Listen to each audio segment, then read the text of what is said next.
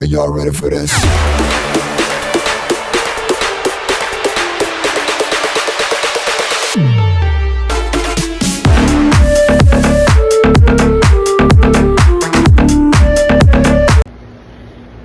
Hi everyone, welcome back to my channel. And for today's video, today guys, day off ko kasi, so naisipan kong mag-take ng video para naman at least para naman ma-exercise natin, no.